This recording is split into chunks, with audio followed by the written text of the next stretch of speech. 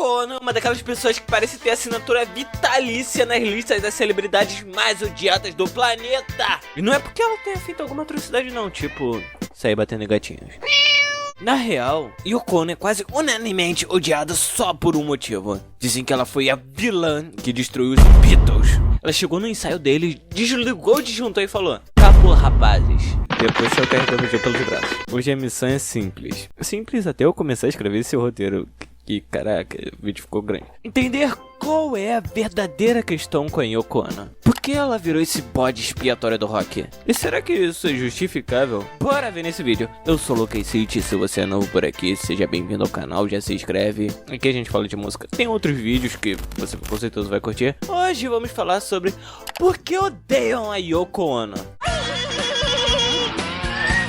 She's awful. She's terrible. She can't sing. I love her. Quando alguém fala o nome Yoko, já vem na cabeça o nome John Lennon. É tipo Batman Robin, Bebeto e Romário. Olha que eu nem sou dessa época, hein? É tetra! Muita gente nem faz ideia de que, além da Yoko ser 7 anos mais velha do que o John, ela já tinha 2 ex-maridos no currículo e até uma filhinha. Só faltou a tatuagem de borboleta. Então, quem era Yoko antes do Lennon? A história começa em novembro de 66. O primeiro contato dela com os Beatles não foi com o próprio John, e sim com Paul McCartney. Ela chegou no Paul procurando um manuscrito de uma música, e o Paul falou: pô, não rola, amiga. Mas como o manuscrito era do Paul e do John, o Paul mandou: vai lá falar com o John que ele resolve pra tu. E assim, em 7 de novembro, durante uma exposição de arte conceitual da Yoko, John conheceu a mina e ficou: caraca, essa mina é doida, foco nas malucas. Fé nas malucas, né, molecada? Tô certo ou tô errado? Na época, Yoko tinha 33 anos, já era artista, já tinha exposição própria em Londres e tava longe de ser a novinha inocente que muitos imaginam. Yoko nasceu em fevereiro de 1933 em uma família japonesa tradicional e super respeitada. Desde cedo ela ficava entre o Japão e os Estados Unidos por causa do trabalho do pai. Apesar de ter tido uma educação artística de alto nível, piano, música, artes, a infância dela não foi nada fácil. Passou por momentos terríveis durante a Segunda Guerra Mundial, incluindo bombardeios em Tóquio. O pai foi dado como prisioneiro de guerra e a família enfrentou fome, pobreza, chegando a mendigar comida e trocar seus poucos bens só para sobreviver. Não é exatamente o cenário de um conto de fadas. Yoko contou que essas experiências deixaram ela mais durona, até um pouco agressiva, e a fizeram se sentir como uma forasteira, alguém que não pertencia a lugar nenhum. Depois da guerra, ela continuou entre os Estados Unidos e o Japão, estudando nos dois países, sempre com uma pegada musical forte e apoio da família. A única coisa que a família pegava no pé era as amizades. Eles ficavam: olha esses artistas aí que você tá andando, hein? Não vai aceitar esse cigarrinho do capeta aí não, hein, Yoko? Aos 23 anos, Yoko abandonou a universidade e fugiu com seu primeiro marido, o compositor também japonês, Toshi Ishiakane. E foi mal se eu pronunciar alguma coisa errada, hein? Que era um músico respeitado. Juntos fizeram várias colaborações artísticas. Mais tarde ela voltou para a universidade, se estabeleceu por um tempo em Nova York e começou a ampliar seu currículo artístico, mesmo sem nunca ter terminado a graduação em música e composição. Eu tô fazendo aqui um speedrun da vida dela pra gente entender o contexto da Yoko no momento que iniciou o relacionamento com John, tudo que ela fez ou deixou de fazer. Calma aí o coração, bitomaníaco. Por volta dos 28 anos, a Yoko já tava totalmente mergulhada na música experimental e na arte conceitual. Tipo, a mina tava fazendo capa de álbum. Depois de uns bons anos tentando manter um casamento, ela e o Toshi deram um tchauzinho oficial depois de 6 anos juntos. Rolou até um momento tenso nesse meio tempo. A Yoko acabou sendo internada no Japão por conta de uma depressão pesada. Não foi fácil, mas depois ela conheceu e se casou com o promotor e produtor de arte Anthony Cox. E em 1963 veio Kyoko Chan Cox, a primeira filha dela, que ficou sob os cuidados do Anthony, enquanto a Yoko estava investindo na carreira. E esse relacionamento também não deu certo, mas mesmo depois do fim do romance, eles continuavam tramando projetos juntos por um tempo, até o divórcio definitivo em 69. John e Yoko. Então, já contei como a Yoko trombou com o John em 66, e a partir daqui eu vou começar a explicar por que ela é odiada. John ficou de cara com a arte conceitual da Yoko, que se resumia em uma escada, lá em cima tinha uma lupa e no teto estava escrita a palavra Yes. Não me pergunte por que o John pirou com isso, mas enfim, o homem curtiu. Na época ele já era um mega rockstar. Tinha acabado de lançar Revolver, o disco Revolver, rapaziada. E além dele ser um rockstar, ele era casado e tinha um filho. Ele tava há 4 anos com a Cynthia Powell, sua crush de faculdade, e juntos tinham um pequeno Julian, de 3 anos. Dizem que a Yoko nem sabia quem era o John Lennon, Sim. apesar de já ter falado com Paul antes, mas depois ela admitiu que o cara tinha o seu charme, e obviamente despertou uma chaminha no coração dela desde o primeiro encontro. A partir daí, os dois começaram a mandar zap um pro outro. Obviamente, nessa época não tinha o zap, era a carta mesmo. John até bancou uma das exposições dela lá no final de 67. Isso rolou bem na época que os Beatles foram dar aquele rolezinho lá na Índia com o Maharishi. Tem gente que diz que nesse tempo o John tava escrevendo cartas apaixonadas pra Yoko, pareciam até capítulos de novela. E outros juram que a Yoko não largava o telefone, ligando a cada 5 minutos só pra mandar aquele: alô? Só tô ligando pra saber se você tá bem, tá? A esposa Cynthia, claro que perguntou: quem que é essa mulher aí que não para de te ligar, hein? O John meio que fingiu demência e respondeu: preocupa não, amor. É só uma artista meio doida atrás de patrocínio pra arte dela. Cynthia, a esposa do John, também foi nessa viagem pra Índia. Todos os Beatles levaram suas esposas. E a Cynthia nesse momento ainda tava de boa. Só achava meio suspeito ver o John todo dia indo pro correio, igual você olhando o celular toda hora esperando a mensagem da tua cremosa. No meio disso tudo, John compôs a música Julia, com a frase Ocean Shouts Call Me, que significa a filha do oceano me chama. Pra quem não sabe, Yoko em japonês significa exatamente isso, filha do oceano. Ou seja, John, meu filho, assim fica difícil de te defender. Depois desse rolê todo na Índia, a Cynthia tirou umas férias na Grécia. Aí o John, muito que do safado, é safado, hein, chamou a Yoko pra compor junto com ele no apartamento dele. E pelo jeito, a composição rendeu até o amanhecer. Quando Cynthia voltou, deu de cara com a Yoko com o roupão dela, tomando chá com o marido. John só mandou aquele: oi, Cynthia, tudo bem? Bom, o casamento nessa altura já tinha ido pro brejo. E apesar desse vídeo ser sobre a Yoko, não ser sobre o John, vale contar que Cynthia lançou uma carta pública dizendo que, na real, o casamento já tinha acabado bem antes da Yoko aparecer. Isso até pode ser verdade, mas bora combinar que a Yoko também não ajudou muito a melhorar a situação. Todo mundo sabe que pra manter a popularidade dos Beatles, eles tinham que pousar de solteirões na frente das câmeras. Isso complicava a vida de quem era casado com o maior rockstar da década, e ainda usava LSD como se fosse suco de laranja. Oficialmente, o divórcio rolou por adultério. John, have you met Yoko, John? John e Yoko largaram seus respectivos casamentos e pronto. Nasce oficialmente a era John e Yoko. Poucas semanas depois do fim do casamento com a Cynthia, Yoko sofreu um aborto espontâneo que marcou bastante o início da fase. Mesmo assim, eles seguiram juntos em tudo, em protestos, performances, manifestos, caos artístico, amor em tempo integral. John largou os Beatles, sim, largou os Beatles para fazer música ao lado dela. É o equivalente a você sair do time campeão mundial para jogar, sei lá, no Bangu. Casaram-se no mesmo ano em que o divórcio dela foi finalmente resolvido. Formaram uma nova banda, lançaram mais músicas, fizeram mais protestos, mais arte conceitual que ninguém entendia direito. E como todo casal intenso demais pra caber numa timeline normal, terminaram tudo em 73.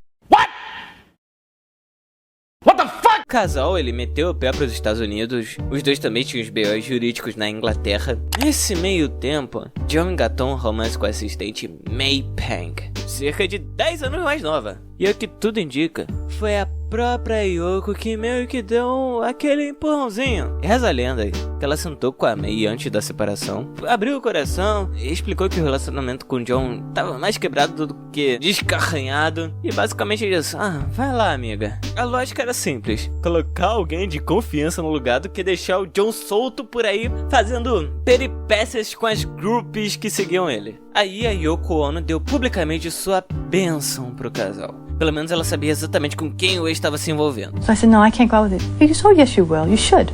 I said, no. And this went on, and she finally said, listen, you don't have a boyfriend. This would be the best. I said, no. And she said, oh, you will go out with him. I said, And she said, oh, yes, you will. And she walks out of the room. No entanto, em dezembro do ano seguinte, o lance do John com a May já tinha passado daquela fase, só um rolo, já tava ficando sério. Tão sério que os dois já cogitavam comprar uma casa juntos. climinha de casal estável, eu, você, 2 filhos e um cachorro. Enquanto isso, John tava dando um ghost total na ex, não atendia a ligação, não respondia nada, sumiu do mapa. Isso só mudou no dia que ele finalmente topou se reencontrar com ela. She says, I'm thinking of taking John back. And I said, what? And she says, I'm thinking of taking him back. She had no explanation. She said, I think it's time. Supostamente, o motivo do reencontro foi que a Yoko teria descoberto uma cura definitiva pro vício em cigarro. Tipo aquele amigo que toda semana acha um método milagroso pra parar de fumar. Aí o John foi lá pra... bora ver qual é. Depois disso, a May tentou falar com ele, mas quem atendeu foi a Yoko, dizendo que o John não podia falar porque tava exausto depois de uma sessão de hipnoterapia. John simplesmente sumiu por dias, ghost nível da mina que você tava afim. Não sobra nada. Quando finalmente reencontrou a May, ele soltou a bomba. Eu vou voltar pra Yoko. Dizem que a May achou que o John tava tão perdido, tão confuso, tão fora de órbita nesse reencontro que chegou a pensar, sem ironia nenhuma, que o cara tinha passado por uma lavagem cerebral. May e John até se reencontraram mais algumas vezes depois disso, mas convenhamos, não foi pra frente. Essa novela não teve segunda temporada. No ano seguinte a todo esse rolê, John e Yoko tiveram seu único filho juntos, e de quebra o segundo de cada um. No começo, Yoko até cogitou abortar, mas decidiu seguir com a gravidez com uma condição bem clara. John tinha que virar dono de casa. E ele aceitou. Largou a vida de rockstar pra trocar fralda, fazer comida e provavelmente descobriu que a máquina de lavar tem mais de um botão. Ele até fez uns trabalhos aqui e ali, mas no geral entrou num hiato profissional tão longo que basicamente só terminou no ano do seu falecimento em 1980. Até aqui, sem envolver mais ninguém no rolê, já dá pra entender porque existe tanto ódio direcionado a Yoko dentro dessa relação com o John. E olha, mesmo a gente já tendo provado que o John também não era exatamente um santo, né? Longe disso. E nas versões mais oficiais da história, a Yoko continua aparecendo como aquela mulher ultra manipuladora. Em 1988, saiu o livro The Loves of John Lennon, escrito por Albert Goldman. Era basicamente um exposed versão anos 80. O livro junta vários depoimentos de gente que conviveu com John e parece ter sido escrito com o objetivo claro de causar caos, discórdia e dor de cabeça coletiva. E tem um detalhe, John já estava morto, então não tinha como ele aparecer do além pra falar: isso aí é fake news, tá? Yoko ficou possessa, Paul McCartney ficou indignado e até a Cynthia Lennon, ex-esposa do John, entrou no modo de caraca, isso daqui já passou dos limites. Goldman afirma, por exemplo, que o aborto espontâneo que a Yoko teria sofrido foi consequência de uma agressão física cometida por John. E antes que isso pareça completamente absurdo, o próprio John admitiu em vida que tinha um temperamento violento, ou seja, ele não era um monge zen, mas o alvo preferido do autor é com certeza Yoko. Dá pra sentir o ranço escorrendo pelas páginas. O livro fala muito mal dela. Entre as acusações ele diz que Yoko incentivava e até bancava o vício do John em heroína. Tem gente que vai além e afirma que foi ela que apresentou a droga pra ele. E os problemas legais que fizeram o casal mandar no pé e se mudar para os Estados Unidos estariam justamente ligados a isso. Os dois já tinham sido presos por posse de drogas. John várias vezes dizia que queria largar o vício. Chegou a escrever músicas sobre o assunto, só que segundo muita gente, em 1980 ele já tinha dado uma recaída. Afirma-se que a Yoko não só o estimulava a usar substâncias, como também faria isso de propósito para manipulá-lo e manter acesso ao seu dinheiro. Para completar o pacote, também rolava o papo de que ela envolvia o John em coisas como leitura de tarô, supostamente para influenciar ele em decisões. Nada contra o tarô, mas quando alguém começa a decidir contratos milionários baseados uma carta virada é complicado. Yoko gastava dinheiro como se fosse o saldo infinito do cartão Black. E era abusiva com a própria equipe, tanto com a galera da casa quanto os profissionais. Os Beatles. And who knows who broke? You know, everyone has a theory. I know. Who broke it up? John. John did. But there was a meeting where John came in and said, hey guys, I'm leaving the group. Right, he was with Yoko. He'd found Yoko. Para combinar uma coisa, os Beatles acabaram por causa da Yoko? Não! Ela teve influência? Teve sim. Mas dizer que foi a causa principal é tipo culpar a tampa da panela pelo feijão ter queimado. Quando o John conheceu a Yoko, os Beatles já estavam cheios de treta interna, clima pesado, ego inflado, paciência zero. A banda já tava mais rachada do que a tela do teu telefone antes mesmo da Yoko aparecer. Essas tretas vinham de muitos anos antes. Cada um já tava mais focado nos seus próprios corres solos. Tinha confusão de grana com a Apple Music. Mesmo que a Yoko nunca tivesse aparecido na história, é bem provável que a banda tivesse terminado do mesmo jeito. Dito isso, a banda tinha uma regra bem clara: nada de familiares ou namoradas durante o expediente. Seja pra escrever, compor, gravar. Porque isso simplesmente bagunçava a dinâmica do grupo. Só que, quando você assiste o documentário Get Back, percebe que essa regra era meio flexível. Volta e meia aparecia familiares, parceiros, até criança correndo pelo estúdio. Mas tinha uma pessoa que não saía dali nem pra tomar café: Yoko Ono. Eu tava ali o tempo todo, e por exigência do próprio John Lennon. Yoko até chegou a sofrer um acidente de carro, mas isso não foi motivo pra faltar no estúdio não. John simplesmente mandou botar uma cama lá dentro pra ela ficar deitada no meio do estúdio. Paul já comentou depois que ninguém ali era fã exatamente dessa ideia, mas como o John queria a Yoko colada nele, então não tinha muito o que fazer. Nas palavras do próprio Paul, Yoko era vista como uma interferência, e não só no sentido metafórico. Ela realmente interferia, opinava, comentava, dava pitaco. Tem até cenas aqui que a Yoko simplesmente fala pelo John, como se fosse o microfone oficial dele. Eles até chegaram a compor músicas juntos com ela, e a mais famosa é Revolution 9, frequentemente lembrada como a pior música do catálogo dos Beatles. Number 8. Number 8. Number 8. Pra piorar, o jeito bem particular dela de cantar, que aparece nos ensaios quando eles estão improvisando. A banda toda aparece torcendo o nariz, menos o John, claro, né? Não dá pra esquecer a história lendária da colaboração do John Lennon com Chuck Berry. Diz a lenda que nessa reunião tinha 3 lendas: John Lennon, Chuck Berry e o técnico de som que resolveu fazer justiça com as próprias mãos e simplesmente mutou o microfone da Yoko Ono. Stay together, those two, isn't it? So it's all right, let the young lovers stay together. But it's not that bad, you know. We got a lot out of Beatles. So that I think John's saying now, obviously it came to a push between Yoko and the Beatles. It's Yoko, you know. Paul também falou que depois que a banda se separou, o John virou um verdadeiro mala sem alça. E segundo o próprio Lennon, desde o começo, nem George nem Paul eram fãs da Yoko Ono. George, inclusive, já falou que a Yoko tinha uma reputação meio não muito boa em Nova York. E ele, que era o jovem místico, vivia dizendo que a vibração da esposa do John não era muito boa também. Claro que o John não gostava disso. John dizia que desde o começo Ringo Starr foi gentil com a Yoko. O problema, segundo ele, eram os outros dois. Eles falavam que ele tinha que escolher entre continuar casado com a banda ou com a Yoko. E óbvio que ele escolheu a Yoko. Mesmo assim, Paul e George sempre deixaram claro que a Yoko não destruiu a banda sozinha. E hoje em dia, Paul e Yoko até mantêm uma boa relação meio cordial. Tipo aquele primo que você não odeia, mas também não chama ele pro churrasco. Herança e legado de John Lennon. Então, todo mundo já tá ligado que John Lennon foi assassinado em 8 de dezembro de 1980. A Yoko lançou um comunicado dizendo que não ia rolar funeral. E claro, o pessoal não gostou. Mas a treta não parou por aí. Apenas um mês depois da morte do John, ela lançou um single dedicado a ele. E adivinha? Virou hit! Ou seja, enquanto o mundo ainda tava processando a perda, a Yoko tava lucrando com isso. Aí entra o Sam Have a Toy, artistazinho. O John se foi em 1980, mas tem rumores que dizem que a Yoko e o Sam já tinham um lance desde 78. E depois que o Lennon faleceu, o Sam se mudou pra casa dela e os dois ficaram juntos até 2001. Yoko juro que aquilo era só uma amizade platônica. Ah, bora combinar, né? Quem acredita nisso de verdade? No ano seguinte, menos de 6 meses depois da morte do John Lennon, Yoko lançou um álbum chamado Seasons of Glass. A treta veio logo na capa, os óculos do John manchados de sangue.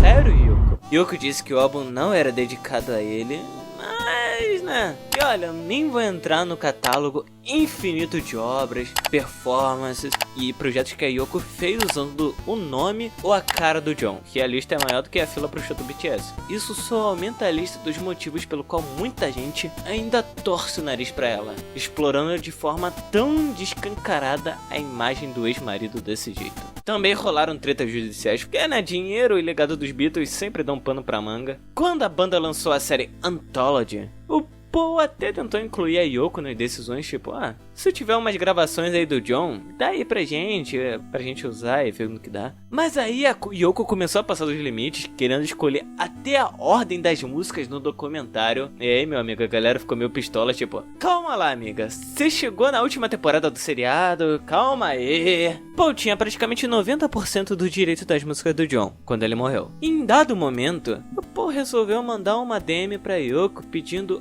autorização para trocar os créditos de composição de Lennon-McCartney para McCartney-Lennon, que era um acordo que o John e o Paul tinham desde antes da banda fazer sucesso, de assinar todas as músicas como Lennon e McCartney. A ideia dele era trocar só nas músicas em que ele tinha escrito sozinho, mas que ainda levavam a autoria conjunta. Mas a Yoko foi e deu aquele, não amigo, nem pensar. E ainda ameaçou ir pra justiça, dizendo que o Paul estava tentando reescrever a história. A maior controvérsia envolvendo os Beatles surgiu quando, após a morte de John Lennon, a empresa que detinha os direitos das canções da banda, a ATV, colocou esse catálogo à venda. Aí o Paul, todo animado, correu pra tentar comprar tudo, mas aí do nada bateu aquela consciência nele. Ele pensou, acho que não vai ser justo eu comprar isso tudo sozinho. As músicas não são só minhas. Chamou a Yoko pra dividir a compra. Mas a Yoko mandou aqui, valeu amigo, eu consigo por um preço melhor sozinha. E aí quem chegou chegando foi o Michael Jackson e comprou os direitos na frente. E depois disso a amizade do Mike e do Paul foi pro brejo. Eu tenho um vídeo que eu conto melhor essa história, depois vocês vão lá ver. Mas olha, os Beatles não foram os únicos a levar na cara com as decisões da Yoko sobre o legado do John. Na minha opinião e na de muita gente, o maior prejudicado mesmo foi o filho do John, o Julian Lennon, fruto do casamento com a Cynthia. Tipo, John não era nenhum anjinho, mas as coisas pioraram bastante quando a Yoko entrou em cena. Julian disse o seguinte sobre o pai: tenho que dizer que, do meu ponto de vista, eu o senti como um hipócrita. Meu pai podia falar de paz e amor em voz alta para o mundo, mas nunca conseguiu demonstrar isso às pessoas que supostamente significavam mais para ele, sua esposa e seu filho. Como se pode falar de paz e amor e ter uma família destruída, sem comunicação, com adultério e divórcio? Não dá pra fazer isso se você não é sincero e honesto consigo mesmo. Julian disse que em alguns dos momentos mais da hora da infância dele rolavam quando o pai dele tava de romance com a May Pang. Mas aí, quando John bateu as botas, Julian foi totalmente esquecido do testamento. Toda a grana foi direto pra Yoko, e Julian teve que ir pro tribunal pra conseguir uma fatia mais decente da herança do pai. Depois de um acordo, ele finalmente conseguiu pegar um valor mais decente. Mesmo assim, Julian soltou na lata que a Yoko é uma mulher extremamente manipuladora em muitos níveis. But she seems to be a difficult woman, multi-layered. Oh, very multi-layered. I think on many levels very manipulative. Mesmo que o John fosse um pai meio ausente na vida do filho, eles ainda trocavam umas cartinhas. Depois que o John bateu as botas, o Julian tentou recuperar essas cartas, mas adivinha, a Yoko não entregou e em vez disso, ela colocou em leilão junto com vários pertences do John. It's a lot of his belongings that were auctioned off by Yoko, and a lot of his, whether they were personal possessions or whether they were instruments, And I mean, the most ironic thing is, with the settlement that I did receive, is that I've been buying his stuff back, with that. So I'm buying his stuff back with his money, which is absolutely insane. Julian acabou usando o dinheiro da sua herança para recomprar os objetos que pertenciam ao próprio pai. E quem o ajudou a recuperar alguma dessas coisas foi o próprio Paul McCartney. Ei, defesa da Yoko! Vou bancar o advogado do diabo agora, mano. Não dá pra negar que a Yoko também tomou umas hateadas totalmente sem noção. A gente já falou que os Beatles eram vendidos como solteirões da balada, e qualquer mina na vida deles tinha que ficar na moita. Mas, não dá pra esconder isso por muito tempo. Na hora que aparecia que algum deles tava namorando, essas mulheres viravam alvo de ataques de todos os tipos de fãs enfurecidas. Parece absurdo, mas basta olhar para os artistas coreanos e seus fandoms para ver situações parecidas hoje. Um dos ataques mais constantes contra Yoko foi claramente de cunho racista, e não apenas por parte dos fãs obcecados pelo John. Como já mencionei no livro The Lives of John Lennon, do Albert Goldman, o autor demonstra um ódio visceral por Yoko. Primeiro ao comparar sua aparência à de um símio, depois solta umas acusações que até quem não curte a mina acha difícil de engolir. Entre essas acusações estão de que Yoko Ono teria sido prostituta durante a universidade, que teria traído John com vários homens, que teria se envolvido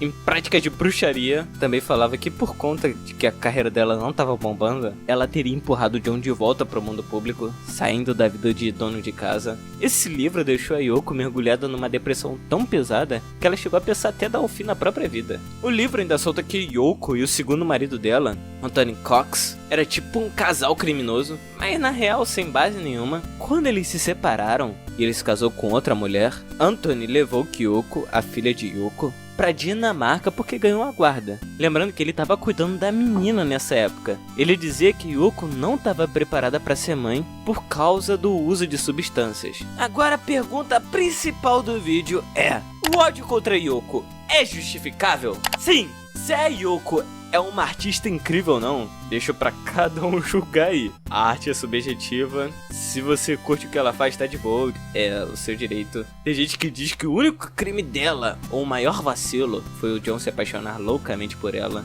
E nisso não tem como negar, o cara tava completamente obcecado. Se a Yoko teve culpa nos perrengues do John, tipo isolamento ou drogas, aí ninguém sabe dizer com certeza. O que dá pra afirmar é que ela tem fundações, faz caridade, dá bolsas. Nesse sentido, até dá pra chamar ela de filântropa. Agora, se essas fundações de gente rica realmente ajudam ou só servem pra imagem, aí é outra história. Mas deixando os rumores de lado, tem bastante coisa mostrando que ela era meio invasiva, egocêntrica e manipuladora. O que rolou com a May Bang, com Dylan Lennon e a treta constante com Paul McCartney pesam bastante nesse histórico. Além disso, tem aquele lance dela forçar a música dela goela abaixo da galera. Tipo, você tá de boa tocando com o seu grupo e do nada chega alguém berrando por cima da tua música! Isso é meio falta de respeito. E não dá pra negar a exploração absurda do nome do John Lennon. Sim, o cara não era um santo, mas ela segue faturando milhões com o nome dele, mesmo depois da sua morte.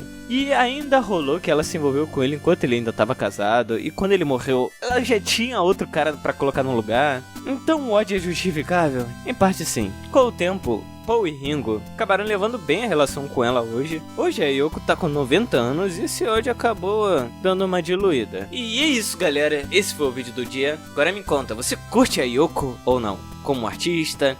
Como personalidade, o que tu acha? Sinceramente, eu achei que ia achar mais conteúdo defendendo ela, mas a real é que os artigos que eu achei só ficam falando dessa parada de misoginia, racismo e tal, que ela tem uma carreira longa. Muitos nem lembram que ela tem fundações e ajuda a gente por aí. Ou seja, até quem tenta defender o trabalho dela não tá fazendo um trabalho muito bom. Nem mencionam, por exemplo, que ela ajudou o John a escrever várias músicas, tipo Imagine, e ela não recebeu os créditos por isso, coisa que anos depois foi corrigida. Enfim, vocês sabem como é. Nada mais por hoje. Se você chegou até aqui, muito obrigado, deixa o like. Se gostou do vídeo, se inscreva no canal. Se ainda não for inscrito, ative o sininho para receber notificações. Deixe um comentário. As interações ajudam muito no engajamento. Beba água, passe protetor solar. E é isso, até o próximo vídeo e tchau!